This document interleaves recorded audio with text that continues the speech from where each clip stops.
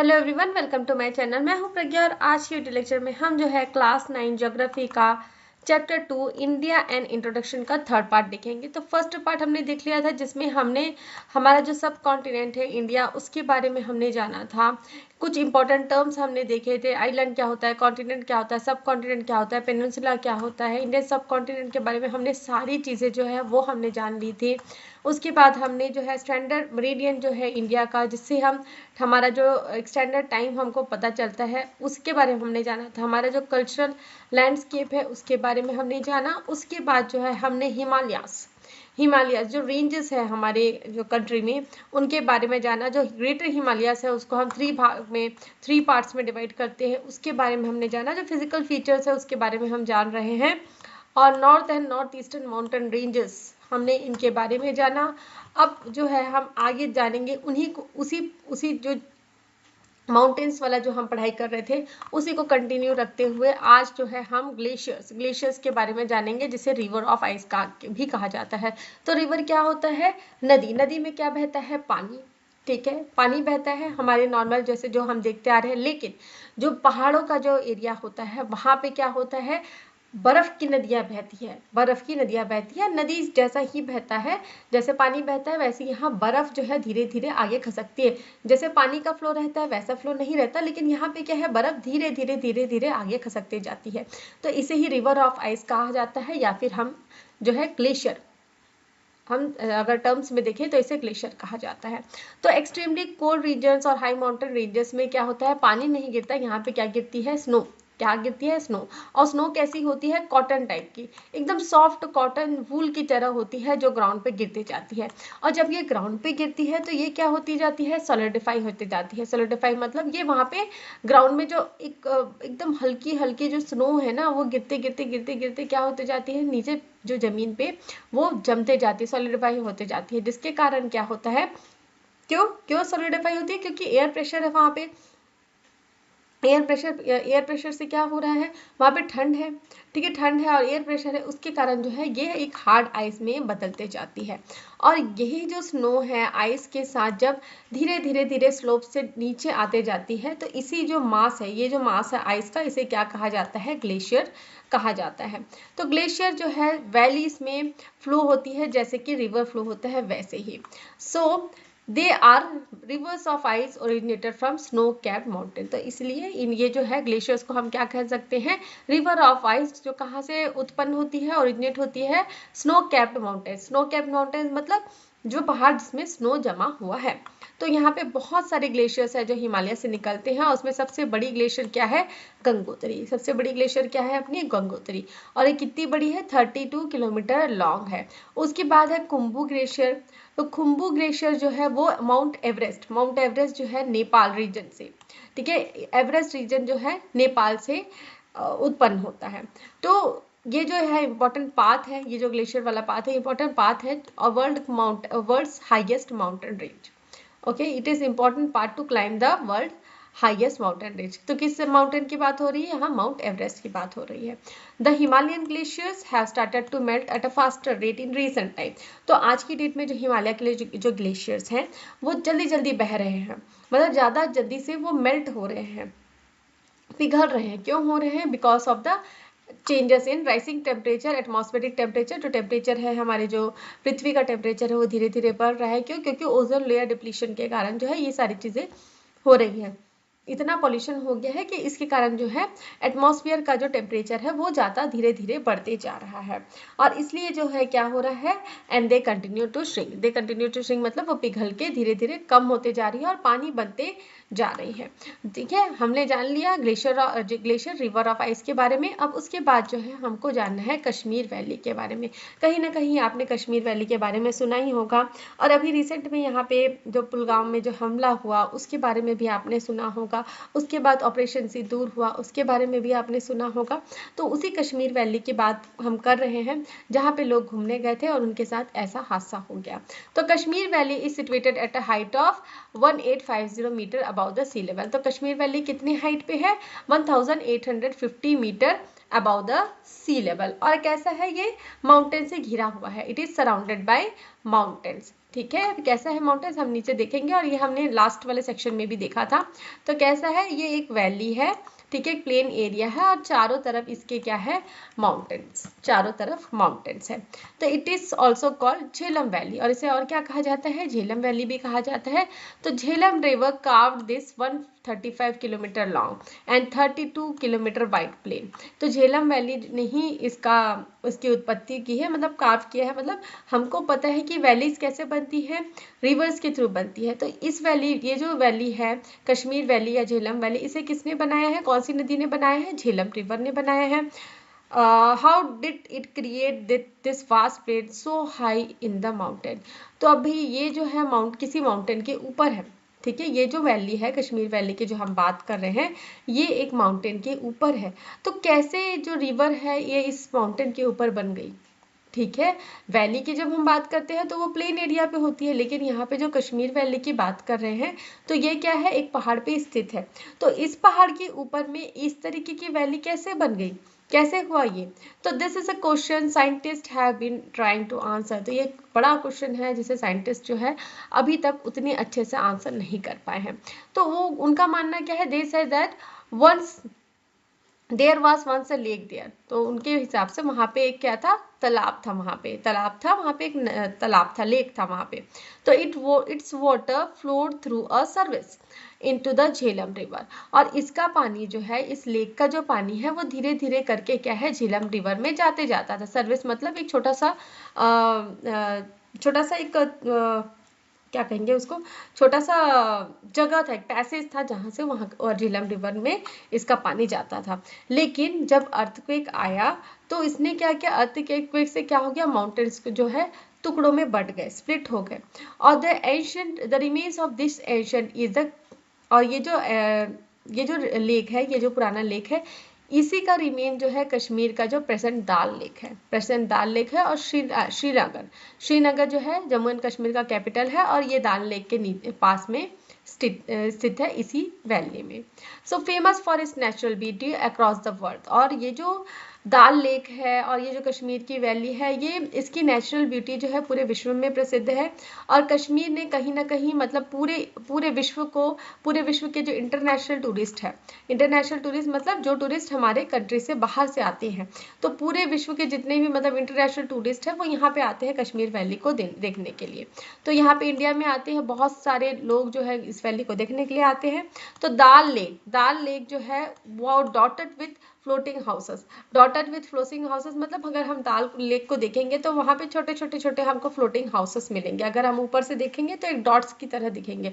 तो यहाँ पे देखिए दाल लेक की स्पेशलिटी क्या है, वहां पे फ्लोटिंग हाउसेस होते हैं, मतलब एक बोट होता है, नाव होती है जो एक होटल की तरह भी काम करती है। तो इस होटल में आप रुक सकते हैं, स्टे कर सकते हैं, तो इसे फ्लोटिंग हाउसेस कहा जाता है। ठीक है, floating houses on boats, they are called house boats और शिकारास। और इसको और क्या कहा जाता है, हाउस बोट कहा जाता है, और कॉमन वहाँ की जो लैंग्वेज है उसमें शिकारा कहा जाता है।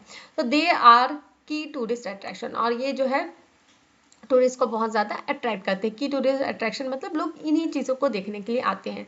अ major source of income for the local people, और ये जो है वहाँ के लोगों के लिए एक लोकल जो मेजर सोर्स है वहाँ के लोगों के लिए इनकम का। तो अपार्ट फ्रॉम एग्रीकल्चर, तो एग्रीकल्चर के साथ साथ यहाँ वैली में कुछ लोकल इंडस्ट्रीज भी हैं। ठीक है, तो कौन सी इंडस्ट्रीज है, जैसे कि कारपेट मेकिंग, सबको पता है कि कश्मीर में जो कारपेट्स है वो बहुत फेमस है। उसके साथ साथ वॉलनट के जो वुडन फर्नीचर, वॉलनट एक पेड़ होता है जिससे हम अखरोट बोलते हैं वॉलनट, ठीक है, उसका जो उसकी जो लकड़ियां हैं उससे फर्नीचर बना जाती है, वो बहुत फेमस है। फिर कश्मीरी पश्मीना शॉल्स, ठीक है, कश्मीरी पश्मीना शॉल्स जो एक वुल जो है उससे बनाया जाता है, जो शीप है उसका वुल निकाला जाता है और उससे जो है ये खास तरीके की शॉल बनाई जाती है जो बहुत ही गर्म होती है। और सैफरन मतलब केसर, और इसके साथ साथ बहुत सारी कुछ छोटे मोटे और इंडस्ट्रीज भी हैं। अब हमको जानना है करीबा के बारे में, किसके बारे में, करीबा। तो Kashmir valley is surrounded by high mountains. तो हमने देख लिया कश्मीर वैली के आजू बाजू जो है पूरे सराउंडेड जो है बहुत बड़े बड़े माउंटेन्स हैं। तो ये किस शेप में है, सॉसर शेप्ड प्लेन। तो कैसा है ये saucer shaped plain, as we can see in figure 2.5। तो हम फिगर 2.5 में देख सकते हैं कि एक सॉसर शेप में है। सॉसर क्या होता है? जो गोल तरीके का पैन होता है, जैसे हम तवा तवा रहता है ना, तवा के जैसे ही पैन होता है, उसे सॉसर पैन कहा जाता है क्योंकि वो गोल होता है। तो यहाँ पे थाउजेंड ऑफ ईयर्स अगो तो मतलब 1000 साल पहले यहाँ पे बहुत बड़ा लेक था, which was fed by the rivers and stream flowing down from the surrounding mountains. जो कि ऐसा माना जाता है कि मतलब बहुत बड़ा यहाँ पे लेक था 1000 साल पहले, और इसका जो पानी है, ठीक है, ये बहुत बड़ा लेक है, इसमें पानी कहाँ से आता था? जो भी रिवर्स और स्ट्रीम्स जो है वहाँ सराउंडिंग माउंटेन्स में है वहाँ से आता था ओवर द ईयर्स। और साथ साथ जब समय होता गया तो ये जो रिवर्स और स्ट्रीम है, इन्होंने अपने सेडिमेंट्स, क्ले, स्लेट, ये हमको पता है, तो इन्होंने लेक में डिपॉजिट करना चालू कर दिए। ठीक है, तो हमको ये पता है कि रिवर्स जो नदियां हैं और जो स्ट्रीम्स है, जब वो बहती हैं तो अपने साथ क्या लेके आती हैं? रेती, मिट्टी, कचरा जो भी है सब लेके आती है। तो यहाँ पे क्या होते जा रहा था कि ये जो रिवर्स हैं जो बह के यहाँ पे इसमें पानी बहरा रही थी, तो ये अपने साथ जो इतने सालों से जो भी स्लेट क्ले है वो यहाँ पे डिपॉजिट करते गए। तो when the Pir Pinjal range began to rise because of the internal process within earth, the water of the lake drained out। और जैसे कि हमको पता है कि अर्थ के अंदर से भी कुछ हमें इंटरनल प्रोसेसेस होते हैं, तो इस तरीके का कुछ इंटरनल प्रोसेस हुआ होगा, जैसे कि अर्थक्वेक, कोई नेचुरल कैलेमिटी आई जिसके कारण क्या है, ये जो पीर पिंजल लेक रेंज है, इसका जो पानी है, इस लेक का जो पानी है वो बाहर ड्रेन आउट हो गया। ठीक है, बाहर निकल गया। तो यहाँ पे क्या बच गया? सिर्फ और सिर्फ सूखा एक जमीन बच गया। तो प्लेटियो लाइक टेरेस और table lands were formed on the surrounding mountain. तो इस तरीके के प्लेटियो लाइक जो टेरेसेस है या फिर टेबल टॉप लैंड्स, ये फॉर्म हो गए सराउंडिंग माउंटेन्स में, और इसे ही क्या कहा जाता है? करेवास या वुद्रास कहा जाता है लोकल लैंग्वेज में। और this terraces are very fertile. और ये जो टेरेसेस है, जैसे कि नदियां जो हैं, हाँ, इसमें स्लिट क्ले वगैरह लेके आई हैं, तो ये जो टेरेसेस है ये बहुत ज़्यादा फर्टाइल है, क्योंकि हमको पता है कि नदी जो बहा के लेके आती है, मट्टी वगैरह जमा करती है, तो इससे जो भी एरिया क्रिएट होता है वो क्या होता है? बहुत ही फर्टाइल लैंड होता है। तो जो प्राइसलेस सैफरन है, स्पाइस है, सैफरन, ठीक है, सैफरन बहुत ही महंगा आता है। तो ये जो सैफरन है इन्हीं टेरेसेस में उगाए जाते हैं। और ये जब सैफरन प्लांट जो फ्लावर करता है, तो ये जो फ्लावर है, ठीक है, ये जो फ्लावर है, इसकी जो स्टिग्मा, ये जो दिख रहा है रेड वाला पार्ट, इसे स्टिग्मा कहा जाता है। तो इस स्टिग्मा को रिमूव किया जाता है और इससे से केसर बनाया जाता है। इसको बहुत सारी मेडिसिन में यूज किया जाता है, प्रिपेयर फॉर मेनी मेडिसिन। और ये एक स्पाइस की तरह भी यूज किया जाता है, जैसे खीर वगैरह में डाला जाता है। तो कश्मीरी सैफरन जो है पूरे विश्व में प्रसिद्ध है अपने फ्लेवर और कलर के लिए। उसके बाद हमको देखना है Ladakh, a village in the cold high altitude desert. तो हमको लद्दाख के बारे में जानना है। लद्दाख क्या है? एक छोटा सा गांव है, गांव हम कह सकते हैं, जो कि बहुत ही ठंडे एरिया में है और एक हाई एल्टीट्यूड में है, मतलब एक हाइट में है, और एक कोल्ड डेजर्ट है। जैसे कि हम हॉट डेजर्ट जानते हैं, हॉट डेजर्ट क्या होता है? जहाँ पे बहुत ज़्यादा गर्मी होती है। वैसे ही कोल्ड डेजर्ट होता है, कोल्ड डेजर्ट में टेम्परेचर माइनस में चला जाता है और यहाँ बहुत ज़्यादा ठंड होती है। तो to the east of Jammu Kashmir, ठीक है, ईस्ट ऑफ जम्मू कश्मीर हमें क्या मिलता है? लद्दाख। तो हम मैप में देख ही लेते हैं, हमारे पास ऊपर में बहुत सारे मैप्स हैं। ठीक है, तो यहाँ पे अगर दिख रहा है क्या हमें,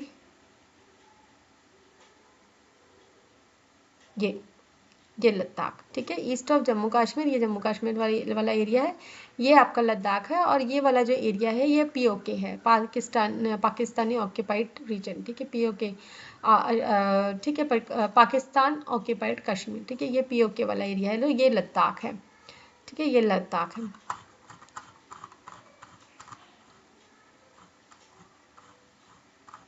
okay, so it is not a hot desert like Thar desert but a dry cold desert. तो जैसे कि हम जानते हैं राजस्थान में जो हॉट डेजर्ट है जिसे थार डेजर्ट कहा जाता है, तो उस तरीके का डेजर्ट नहीं है। ये क्या है? बहुत ही सूखा और बहुत ही ठंडा डेजर्ट है। The vast dry plain of ice spread far and wide over the terrain. तो ये जो बहुत बड़ा जो एरिया है, तो वास्ट मतलब बहुत बड़ा एरिया है, बहुत ही ड्राई प्लेन है, और यहाँ क्या है? बर्फ़ की चादरें होती है। तो ये पूरे एरिया में फैला हुआ है। और यहाँ की जो ज़मीन है वो कैसी है? टेरेन मतलब वहाँ की जो ज़मीन है वो कैसी है? पथरीली ज़मीन है। और यहाँ पे बहुत ही कम रेनफॉल होती है, ठीक है, पानी जो है बहुत ही कम गिरता है। Let us explore a village in Ladakh where Kim lives. तो एक विलेज के बारे में हमको जानना है जहाँ पे किम नाम का एक लड़का रहता है। द विलेज इज कॉल्ड पे। तो इसका विलेज कौन कौन सा है? पे विलेज है, जहाँ किम रहता है। तो ये कहाँ पे बसा हुआ है? On the bank of river Penzila. Penzila river के बाजू में ये बसा हुआ है। तो यहाँ पे कितने घर हैं? 80 हाउसेस हैं और एक माउंटेन स्लोप है ऑफ जांस्कर वैली के माउंटेन स्लोप में बसा हुआ ये विलेज है और जहाँ पे 80 घर हैं। तो small houses made of stone, gravel and bricks are built on the fertile land. तो छोटे छोटे घर हैं, किससे बने हुए हैं? पत्थरों से, स्टोन से, ग्रेवल से और ब्रिक्स से, ठीक है। और यहाँ पे की जमीन क्या है? फर्टाइल लैंड है। They are known as Khampas. Khampas कहा जाता है छोटे छोटे घर को। और इनके जो फ्लोर्स हैं, इन घर के जो रूफ्स है, सॉरी, इनके घर के जो रूफ है ये क्या है? फ्लैट है। और यहाँ पे क्या स्टोर किया जाता है? फॉडर स्टोर किया जाता है लाइफ स्टॉक्स के लिए। तो people live together in small cluster in this region because of the harsh geographical condition. तो लोग जो है यहाँ पे मिलजुल के रहते हैं स्मॉल क्लस्टर में, मतलब छोटे छोटे ग्रुप में यहाँ पे रहते हैं, क्योंकि यहाँ पे के जोग्राफिकल कंडीशंस जो है वो बहुत ही हार्श है, मतलब बहुत ही ज़्यादा यहाँ पे ठंड पड़ती है। तो people in Kim's village wear warm clothes call goncha throughout the year. तो यहाँ के लोग जो है, किम के जो विलेज है वहाँ के लोग जो है हमेशा गर्म कपड़े पहनते हैं और इन गर्म कपड़े को क्या कहा जाता है? गोंछा। गोंछा जिसे वो साल भर पहनते हैं। The climate is dry and the village faces a shortage of water. तो यहाँ पे का जो क्लाइमेट है वो कैसा है? बहुत ही सूखा क्लाइमेट है, बारिश वगैरह यहाँ होती नहीं है, बहुत ही सूखा क्लाइमेट है और यहाँ के लोगों को पानी की बहुत दिक्कत होती है। शॉर्टेज ऑफ वाटर मतलब पानी की दिक्कत होती है। Have you ever walked on a frozen river? तो क्या आपने कोई नदी पार की है जो बर्फ की नदी हो, ठीक है, या तो फिर कोई ऐसी नदी जो जम चुकी है? नहीं की होगी। द पेंजिला रिवर, जो पेंजिला रिवर है, freezes during winter so people can walk in it. तो ये जो पेंजिला रिवर है वो क्या होता है? ठंड में पूरी तरीके से जम जाता है, और जम जाता है और ऐसा जम जाता है कि लोग इसके ऊपर से चल पाए। The frozen river forms a path that reduces the distance to the neighbouring village. और ये जो फ्रोजन रिवर है, इस नदी के जम जाने के कारण एक पाथ बन जाता है, एक रास्ता बन जाता है, जिसके कारण जो है नेबरिंग विलेजेस जो भी हैं उनका डिस्टेंस क्या हो जाता है? कम हो जाता है। लिविंग कंडीशन इस Ladakh is quite different from Chhattisgarh. तो जैसे कि लद्दाख में जैसे यहाँ पे लोग रह रहे हैं, जिन परिस्थितियों में रह रहे हैं, वो हमारा जो कंडीशन है जो हम छत्तीसगढ़ में रह रहे हैं वहाँ से बहुत ही डिफरेंट है। People here have very small farm because of the terrain is rocky and even. और यहाँ जो लोग रहते हैं उनके पास जो जमीन है, जो उनके पास जो खेत है, वो बहुत छोटे छोटे हैं, बहुत ही कम एरिया है। क्यों? क्योंकि यहाँ की जो टेरेन मतलब यहाँ की जो जमीन है वो कैसी है? पथरीली है और अनइवन है। अनइवन मतलब उबड़ खाबड़ है। तो ये वहाँ पे क्या क्या उगाते हैं? यहाँ पे मटर उगाते हैं, कैबेज मतलब पत्ता गोभी, कॉलीफ्लावर मतलब फूल गोभी, पोटैटोस मतलब आलू, व्हीट मतलब आपका गेहूं, और मिलेट्स मतलब आपका जवार बाजरा वगैरह हो गया। तो ये सारी चीज़ें जो है ये यहाँ पे उगाते हैं। तो most of what they grow is for household consumption not to sell in the market. और जब ये जो उगाते हैं ये अपने खुद के लिए उगाते हैं, इसे उन्हें मार्केट में नहीं बेचते, क्योंकि अपने ही खाने के लिए ये उगा रहे हैं। और इस तरीके की फार्मिंग को क्या कहा जाता है? हमने क्लास 8 में पढ़ा है, सबसिस्टेंस फार्मिंग। तो सबसिस्टेंस फार्मिंग में क्या होता है? जो भी किसान है वो अपने खाने के लिए सामान उगाता है, उसको मार्केट में नहीं बेचता। So this a kind of farming where you grow only what you need at home is called subsistence farming, जैसे कि मैंने बताया। So because of low rainfall, shortage of water plus the hard climate and soil, the land is not cultivated throughout the year। क्योंकि यहाँ पे देखिए कम बारिश होती है, पानी की भी यहाँ पे कमी है, और जो क्लाइमेट है वो बहुत ही ठंडा हो जाता है ठंड के मौसम में, और सॉइल, ठीक है, सॉइल भी उतना ज़्यादा अच्छा नहीं है। इसलिए जो लैंड जो है उसे सिर्फ और सिर्फ लैंड जो है उसको पूरे साल में कल्टीवेट नहीं किया जाता। तो फार्मिंग जो है वो मोस्टली जो है समर सीजन एंड जो होता है समर सीजन का मई में, उस समय की जाती है। तो कब से कब होती है? मई से लेके अक्टूबर के बिगनिंग तक यहाँ पे फार्मिंग होती है, जो भी खेती बाड़ी होती है। When the glaciers melt during summer, water is channelised to irrigate the fields. तो जो भी ग्लेशियर्स वगैरह है वो पिघलते हैं समर सीजन में, तो जो वाटर है, पानी है, उसको चैनलाइज मतलब उनका रास्ता बना के खेतों तक पहुंचाया जाता है ताकि उनकी सिंचाई हो सके। In winter villages bring water from A spring a kilometre away. और विंटर के समय में जो वहाँ के लोग हैं वो स्प्रिंग एक स्प्रिंग है, एक झरना है, वहां से पानी लेके आते हैं जो कि करीबन 1 किलोमीटर दूर पड़ता है। They sometimes thaw the ice to get water for their hollows. और कभी कभी क्या करना पड़ता है उनको, जो आइस है उसको पिघलाना पड़ता है। थॉ करना मतलब उसको पिघला के यूज करना पड़ता है अपने घरेलू कामकाज के लिए। तो पीपल ऑल्सो कीप एनिमल्स, तो ये अपने अपने साथ एनिमल्स को भी रखते हैं, जानवर भी पालते हैं। तो कौन से जानवर ये पालते हैं? याक, ठीक है, याक, डेमो, जू, जूमू, हॉर्सेस, डोंकी, शीप, गोट। तो याक के बारे में हम जानते हैं, वाइफ और याक, ठीक है। डेमोजोम, ये इसके बारे में मैं अभी बताती हूँ आपको। घोड़े हो गए और गधे हो गए, शीप हो गए और गोट्स हो गए, ठीक है, भेड़ और बकरियां। तो जो क्या होता है, ठीक है, ये याक का एक मेल वर्जन है और डेमो क्या हो जाता है, याक का फीमेल वर्जन हो जाता है। जो और जोमो, ठीक है, ये हाइब्रिड्स होते हैं जिसको काउस और याक को मिला के बनाया जाता है। मिला के मतलब ये दोनों का इंटर रिलेशनशिप करा के इनके दूसरे बच्चे पैदा किए जाते हैं, इसे हाइब्रिड वैरायटी कहा जाता है। तो जो एंड जोमो, ठीक है, हाइब्रिड्स है काउ और याक के। तो याक एंड जो, ठीक है, याक और जो है उनको खेतों में यूज किया जाता है, खेतों में यूज किया जाता है प्लॉ करने के लिए, खेतों की जुताई करने के लिए। और जो डेमो है, जोमो है, शीप्स हैं, गोट्स हैं, इनसे मिल्क मिलता है जिससे वो चीज और बटर बनाते हैं। तो सब कभी कभी क्या होती है, फैमिलीज जो है शीप और गोट को विलेजेस के बाहर लेके जाते हैं हाई एल्टीट्यूड्स में। हाई एल्टीट्यूड्स मतलब पहाड़ों के ऊपर लेके जाते हैं ताकि वो वहां पे चढ़ सके, अच्छे से खा पी सके, घास खा सके। और वो तब वापस आते हैं जब जो क्लाइमेट क्या हो जाता है, बहुत ही ठंडा हो जाता है ऊपर के रीजन्स में। तो दिस माइग्रेशन, तो ये जो माइग्रेशन है, माइग्रेशन मतलब एक जगह से दूसरे जगह जाना, लाइफ स्टॉक्स के साथ। लाइफ स्टॉक्स के साथ मतलब जो भी उनके पास जानवर है उनके साथ जो है वो दूसरे जगह पे चले जाते हैं जब सीजन चेंज होता है। इसे क्या कहा जाता है? ट्रांस ह्यूमन्स कहा जाता है। क्या कहा जाता है? Transhumance. क्योंकि इस समय क्या है, कोई फार्मिंग नहीं होती, ठीक है। तो sheeps are sheared and women weave clothes from the wool. और जब फार्मिंग नहीं होती तो किया जाता है, शीप्स जो है उसको शेयर किया जाता है। शेयर मतलब उसकी जो ऊपर की जो वुल्स वगैरह है, उनके जो शिप के ऊपर जो वुल होता है, जो वुल बनती है, जो उनके बाल होते हैं, उसे निकाला जाता है।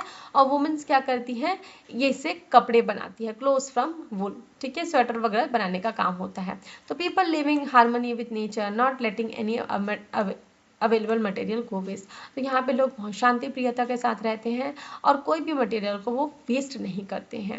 तो आपको क्या डिफरेंस दिख रहा है फार्मिंग में छत्तीसगढ़ और लद्दाख में? तो छत्तीसगढ़ में बहुत बड़े बड़े एरियाज में फार्मिंग होती है, ज़्यादातर राइस हमारे यहाँ उगाया जाता है, हमारे पास इरिगेशन फैसिलिटीज़ हैं, हमारे पास सूटेबल क्लाइमेट है, हम मानसून पे भी डिपेंडेंट हैं। और लद्दाख में ये सारी चीज़ें अवेलेबल नहीं है, छोटे स्तर पे यहाँ पे फार्मिंग होती है, वो भी समर सीजन्स में। अब हमको एक और विलेज के बारे में जानना है, उत्तराखंड अ माउंटेन विलेज। तो उत्तराखंड के बारे में हमको जानना है। तो village in Barsu lies at a height of 2500 metre on the way of Gangotri in Uttarkashi district of Uttarakhand. तो एक विलेज बारसू कहाँ पे है, कितने हाइट में है ये? At the height of 2500 metre. और कहाँ पे है? गंगोत्री। जब हम गंगोत्री जाएंगे उत्तरकाशी डिस्ट्रिक्ट में, उत्तराखंड स्टेट में ये लोकेटेड है।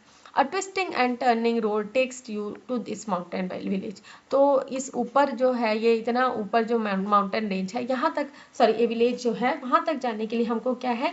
ट्विस्टिंग मतलब मुड़ते गुड़ते ऐसे टर्निंग ऐसे रोड्स वगैरह लेके हमको जो है इस माउंटेन विलेज तक पहुँचना पड़ता है। तो it has only 20 to 25 villages. यहाँ पे कितने विलेज है, सॉरी कितने हाउसेस हैं? सिर्फ और सिर्फ 20 से 25 हाउसेस है। There is very little flat land, so houses are built on mountain slope.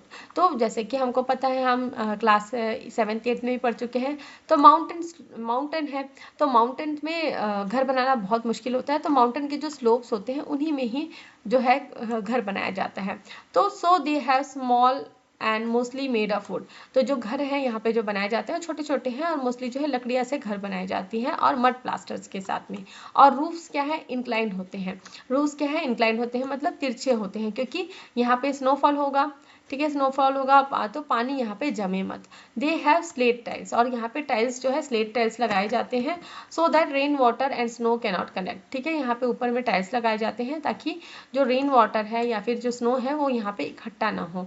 Some houses have flat roofs on which people dry maize during winter and stock fodder for their livestock. और कुछ घरों में flat roofs भी होते हैं, मतलब flat roofs भी होते हैं जहाँ पे लोग जो है मक्का जो है सुखाते हैं विंटर के समय में, और फॉडर कलेक्ट करके रखते हैं जो लाइफ स्टॉक उनके पास है, जो भी भेड़ बकरी जो भी उनके पास है उनके लिए।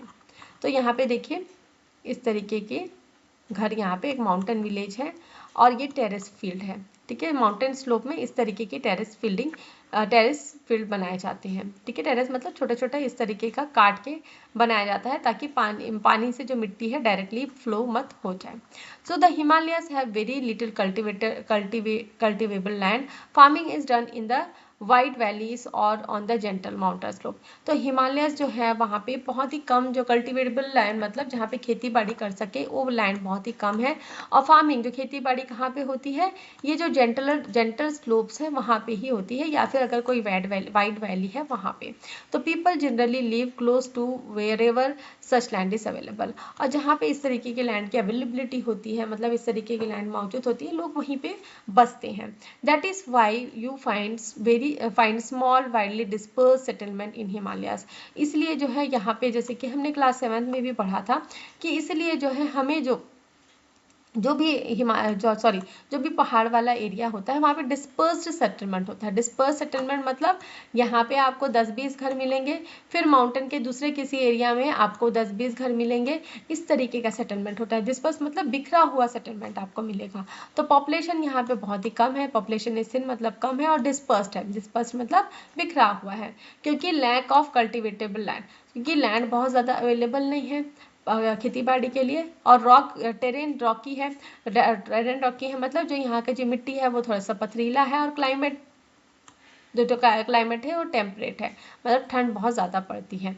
तो it's snow at least once during the year, और स्नो विंटर में होना ये पक्का है। रेनफॉल इज ऑल्सो एवरेज, और रेनफॉल भी उतनी ज़्यादा कुछ खास नहीं होती, यहाँ पे एवरेज है। So there is considerable soil erosion when it's rain. तो जैसे कि पहाड़ वाला एरिया है, स्लोप वाला एरिया है, तो सॉइल इरोशन भी बहुत हद तक हो जाता है। सॉइल इरोशन मतलब जो टॉप सॉइल है उसका पानी के साथ बह जाना। तो the terrace fields have to prevent soil erosion, और इस तरीके की जो टेरेस फील्ड है उससे सॉइल इरोशन को कुछ हद तक रोका जा सकता है। तो पीपल इन हिमालयास, जो हिमालयास में जो लोग रहते हैं क्या क्या कल्टीवेट करते हैं, राइस, मेज, vegetable, fruits in their terrace fields. The yields of cereals is not very high, but you will surprised to know that vegetable flourish here. तो यहाँ पे जो सीरियल्स है जैसे कि वीट और राइस हो गया, ये सब चीज़ें जो ज़्यादा अच्छे से नहीं होती, लेकिन जो सब्जियां हैं वो बहुत अच्छे से यहाँ पे ग्रो करती हैं। तो क्योंकि हमको पता है, जैसे हम हमारी तरफ भी अगर ठंड का जो मौसम होता है उस समय सब्जियां बहुत अच्छी आती हैं, तो उसी तरीके से क्योंकि यहाँ पे ठंड बहुत ज़्यादा होती है तो इसलिए यहाँ पे सब्जियां बहुत अच्छी होती है, सीरियल्स उतना ज़्यादा नहीं होती। तो यू माई हर्ड ऑफ पहाड़ी आलू एंड कैप्सिकम। तो क्या अभी का जब समर सीजन आते हैं, ठीक है, समर सीजन आते हैं तब पहाड़ी आलू आते हैं, तो पहाड़ी आलू से चिप्स बहुत अच्छे बनते हैं। तो ये जो चिप्स वगैरह बनाने के लिए आलू हो गया, और जो पहाड़ी आलू ही आते हैं, और कैप्सिकम शिमला मिर्च के बारे में आपने जाना होगा, तो ये इन रीजन्स में ज़्यादा अच्छे से होते हैं। वैसे ही साथ फ्रूट्स में आपके हो गए apples, plums, apricot, pears, cherries, ये सारे फ्रूट्स भी जो है इन माउंटेन स्लोप्स में बहुत अच्छे से होते हैं। तो एप्पल आम होता है, प्लम्स भी एक तरीके का फल होता है, एप्रिकॉट भी आड़ू बोलते हैं वो भी फल होता है, पियर्स वो भी फल होता है नाशपाती टाइप का, और चेरीज छोटे छोटे चेरीज होते हैं, सारे फल्स हैं। तो this fruits are grown on extensive scale in plantation and sent to market far and wide. तो ये अच्छे से यहाँ पे इनकी खेती होती है, फ्रूट्स वगैरह की खेती होती है, और इनको मार्केट में भेजा जाता है दूर दराज के जगहों में भी। The region is mostly covered by evergreen forest, the trees don't shed their leaves together, people feed the leaves to their livestock and burn the wood as fuel. तो ये जो रीजन है ये क्या है, एवरग्रीन फॉरेस्ट का reason है। तो एवरग्रीन फॉरेस्ट के रीजन के बारे में, एवरग्रीन फॉरेस्ट के बारे में हमने पहले भी पढ़ चुके हैं। तो देखिए, इसलिए मैं हमेशा अपने चैप्टर्स में, मतलब हमेशा मैं ये मेरा मानना है कि अगर हम स्टार्टिंग से अच्छे से पढ़ाई करें, हमने 6 में अच्छे से पढ़ा, 7 में अच्छे से पढ़ा, 8 में अच्छे से पढ़ा, 9 में अच्छे से पढ़ा, 10 में अच्छे से पढ़ा, तो अगर हम स्टेप बाय स्टेप अच्छे से पढ़ते आएंगे तो आपको कोई भी चैप्टर कठिन नहीं लगने वाला। इसमें जो हम चीज़ें देख रहे हैं वो डिटेल में देख रहे हैं, जो हमने 6, 7, 8 में कहीं ना कहीं छोटे रूप में दिखा ही है, वो तो थोड़े बहुत हमने देखे ही थे। तो इसलिए बहुत ही ज़रूरी है, कोई भी सब्जेक्ट आप पढ़ रहे हैं तो आप छोटे क्लास से ही अगर आप अच्छे से पढ़ते आए हैं तो आपको बड़े क्लासेस में कोई दिक्कत नहीं होगी। और अगर ऐसा हो गया है कि आप छोटे क्लास में नहीं पढ़ पाए तो आप बड़े क्लासेस में थोड़ा सा ध्यान देके पढ़ेंगे तो आपको चीज़ें तो भी समझ में आएंगी। ठीक है, तो कंटिन्यू रखेंगे। So the produce of the farm is enough for household consumption. ठीक है, तो ये जो लीव्स वगैरह है एवरग्रीन फॉरेस्ट के जो लीव्स हैं ये साल भर वैसे के वैसे रहते हैं, लीव्स यहाँ पे झड़ते नहीं हैं।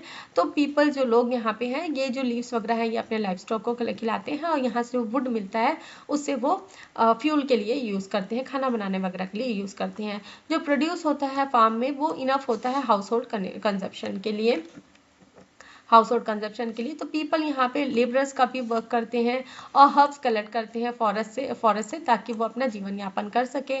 और एम्प्लॉयमेंट एवेन्यू नहीं है यहाँ पे उतने, इसलिए जो यंग पीपल हैं, जो जवान लोग हैं वो सिटीज़ में चले जाते हैं फैक्ट्रीज में वर्क करने के लिए। वुमेन्स जो है वो घर का काम करती है और खेतों में भी काम करती है। अब उसके बाद हमको एनिमल हस्बेंड्री के बारे में देखना है। तो विलेज अराउंड बारसूर, तो ये जो विलेज है यहाँ पे मोस्टली पॉपुलेटेड बाय जाब शेपर्ड कम्युनिटी। तो यहाँ पे जाद या फिर शेपर्ड कम्युनिटी कहा जाता है, इस कम्युनिटी के लोग यहाँ पे ज़्यादा रहते हैं। तो ये क्या करते हैं, शीप्स और गोट को पालते हैं, दे रियर शीप एंड गोट। तो विलेजर्स जो है ये अपने जो शीप्स हैं उनको ग्रेस करने के लिए लेके जाते हैं जो अपर रीजन है हिमालयस में वहाँ पे। कब के मौसम में, अप्रैल के मौसम में, जब tender and sweet summer grass grows. जब यहाँ पे जो टेंडर मतलब जूसी और स्वीट मतलब मीठा, तो जब इस तरीके की घास उगती है तो उस समय जो है यहाँ के जो कम्युनिटी के लोग हैं, चरवाहा कम्युनिटी के लोग हैं, शेपर्ड कम्युनिटी मतलब जाट कम्युनिटी के जो लोग हैं वो अपने जो भी लाइफ स्टॉक्स हैं उनको ऊपर लेके चले जाते हैं। जब भी हम लाइफ स्टॉक की बात कर रहे हैं तो उसके अंदर शीप्स, गोट्स, काउस सब आ जाते हैं। तो sometimes travelling across the Chinese border, और सब कभी कभी ये चाइनीज बॉर्डर की तरफ भी चले जाते हैं। दो they know exactly which mountain falls within India and which fall on the China border। तो यहाँ के लोग यहाँ पे रहते हैं तो इनको इतना बहुत exactly इनको पता है कि कौन से माउंटेन्स जो हैं वहाँ के हमारे इंडिया के हैं और कौन से माउंटेन्स जो है वो चाइना बॉर्डर में सिचुएटेड हैं। तो they have accumulated a lots of knowledge and experience of Himalayan terrain, vegetation and climate during their wanderings। तो इतना घूमने के साथ ही साथ जो है उनके पास बहुत सारी नॉलेज है, मतलब बहुत सारा ज्ञान है उनके पास, बहुत सारा एक्सपीरियंस है हिमालय के जो कठिन टेरेन में रहने का, जो वहाँ की पथरीली ज़मीन है वहाँ पे रहने का, जो माउंटेनियस एरिया है वहाँ पे रहने का, वहाँ कौन से वेजिटेशंस है मतलब पेड़ पौधे उगते हैं और कैसा क्लाइमेट है जिसके साथ उनको जब वो बाहर जाएंगे, जो वहाँ जब वो घूम रहे हैं तो उनको पता चल सके। तो they often have to endure the wrath of nature so they carry everything they need to eat and live with them. तो उनको जो है नेचर के साथ रहना पड़ता है, इसलिए वो अपने साथ हर चीज़ को लेके चलते हैं, क्या उनको खाना है और कैसे उनको रहना है। They start descending from the mountain in July August and return home by November. तो वो माउंटेन्स की चढ़ाई कब चालू करते हैं, जुलाई अगस्त के मौसम में, और नवंबर तक वो रिटर्न वापस आ जाते हैं। तो माउंटेन ग्रास जो होती है वो सूटेबल होती है ग्रेसिंग के लिए, स्पेशली शीप। ठीक है, अच्छे से खाएगी तब तो हट्टी तगड़ी होगी तब तो उसके जो बाल है उसको निकाल के उससे वूल जो है उसको यूज़ करके स्वेटर वगैरह बनाए जाएंगे। So sheeps are raised in the western Himalayas for their meat. तो इन शीप्स को किसके लिए पाला जाता है, मीट के लिए और उनके वूल के लिए पाया जाता है। That is why sheep rearing is major occupation. तो इसलिए यहाँ पे शीप्स का पालन करना, रेयरिंग मतलब उनको पालना एक मेजर ऑक्यूपेशन है। There is no grass when the region freeze in the winter, so where do the sheep graze them. तो जब ठंड का सीज़न आ जाता है तो वहाँ पे बर्फ़ ही बर्फ हो जाती है, घास नहीं रहती। तो उस समय जो है ये शीप क्या खाते हैं, तो क्या खाते हैं, तो when the winter sets in the shepherds take their flock to the lower regions of the Himalaya. जब विंटर आ जाता है, ठंड का सीजन आ जाता है, तो ये जो चरवाहे हैं ये अपने जो फ्लॉक्स मतलब यहाँ पे जो शीप का जो एक ग्रुप है, ठीक है, शिप का जो ग्रुप है उसे फ्लॉक कहा जाता है, इसे ये लोअर रीजन में ले जाते हैं हिमालयस के। The cold is less severe here and the fodder is available. तो यहाँ पे ठंड थोड़ी कम होती है और फॉडर भी अवेलेबल होता है इन शिप्स के लिए। Their villages are in their region, they have their homes here where do they all do farming. तो इनका रीजन यहाँ पे है और यहाँ पे इनका घर है और यहाँ पे ही ये फार्मिंग भी करते हैं। तो during cold season people spin wool and view blankets in their home. तो ठंड के सीजन में जो है ये इन भेड़ों से जो वूल है उसको निकाल के इनकी वीविंग करके ब्लैंकेट्स वगैरह बनाने का काम करते हैं। So they have several tribes living in the Himalayas who migrate seasonally with their livestock. तो यहाँ पे कुछ ट्राइब्स भी हैं जो हिमालय से दूसरे जो माइग्रेट कर देते हैं सीजनली अपने लाइफ स्टॉक के साथ में। तो प्रोमिनेंट अमंग देम, तो यहाँ पे कुछ कुछ ट्राइबल जो ये ट्राइब्स हैं उनके उनके क्या क्या नाम है। Bhotia tribe of Garhwal and Kumaon who graze sheeps goat and cattle. Bakarwal tribe of Kashmir only rears goat, ठीक है, ये सिर्फ और सिर्फ गोट का पालन करते हैं। गुजार्स ऑफ जम्मू हिमाचल प्रदेश एंड उत्तराखंड, ये क्या है बफेलोस को रियर करते हैं, बफेलो का पालन करते हैं। Other pastoral tribes include Changpas of south eastern Ladakh and Kinnaura tribes of Kinnaur in Himachal Pradesh. तो ये सारे ट्राइब्स के भी नाम है। नेक्स्ट जो है हमें इंडस्ट्रीज एंड देयर ऑक्यूपेशन के बारे में देखना है, फिर हम टूरिज्म के बारे में देखेंगे। तो यहाँ पे हम ये वीडियो लेक्चर को पॉज करेंगे। नेक्स्ट वीडियो लेक्चर में हम आगे जो है इंडस्ट्री एंड देयर ऑक्यूपेशन से स्टार्ट करेंगे। बहुत ही लंबा वीडियो लेक्चर भी बोर लगता है, इसलिए जो है 35 मिनट्स के वीडियो लेक्चर ही हम कवर अप करेंगे। तो नेक्स्ट वीडियो लेक्चर में हम आगे की जानकारी जो है उसके बारे में जानेंगे। तो मैं आशा करती हूँ कि मेरा ये वीडियो लेक्चर आपको पसंद आया, समझ में आया। अगर समझ में आया तो वीडियो को लाइक शेयर करें, कमेंट करके बताएं कि वीडियो कैसा लगा। और अगर मेरे चैनल की वीडियो आपको पसंद आते हैं तो चैनल को सब्सक्राइब कर लीजिए, बेल नोटिफिकेशन को भी ऑन कर लीजिए, ताकि जब भी मैं नई वीडियोस डालूँ तो आपको नोटिफिकेशन मिल सके। और अगर आपकी कोई फरमाइश है, अगर आपको कोई टॉपिक समझ में नहीं आ रहा है और आप चाहते हैं कि मैं उस टॉपिक में वीडियो बनाऊं, तो भी आप मुझे बता सकते हैं कमेंट्स के द्वारा। Thanks for watching.